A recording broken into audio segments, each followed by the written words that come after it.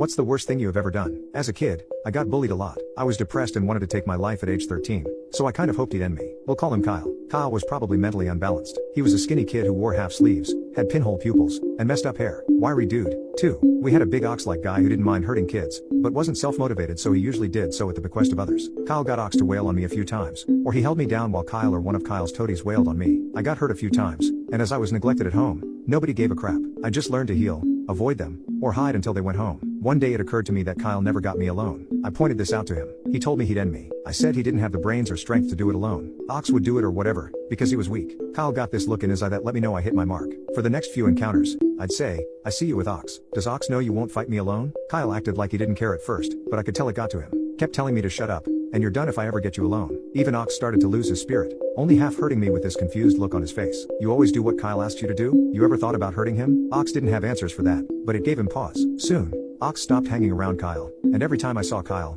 I'd say, alone, Kyle, alone, and he got madder and madder. It was unhinging him. He started to look like he was going to seriously end me, but he was all talk, and I grew confident. Soon, just mouthing, alone, to him got him riled up. I'd also give him long stares at lunchtime, until he would start screaming at me, and when people looked back at me, I was looking out the window nonchalantly. At some point, he had been calling me gay. I finally asked him what that meant, and he didn't have a decent answer. I told him what it meant and said he liked doing it up the butt. Oh, this escalated his rage. I mean, he went from unhinged to hanging by a thread. He started getting a tick in his eye and started pulling at his own arm hair in an OCD reaction. One day, in science class, he was giving me some lip service because he had a supportive buddy with him. At some point, he started throwing paper wads at me. I looked back at him, mouthed, alone, and blew him a silent kiss that ended with a seductive lip lick. He snapped. He didn't just snap, he turned into some wild animal and launched himself at me, screaming some kind of incoherent shrieking like a kid being crushed in a combine. He managed to get within a foot of me, scrambling over desks and throwing everything aside like an enraged baboon before the teacher grabbed him. He stared screeching and clawing at the teacher's face. Luckily the teacher was very tall and had better leverage. It's okay,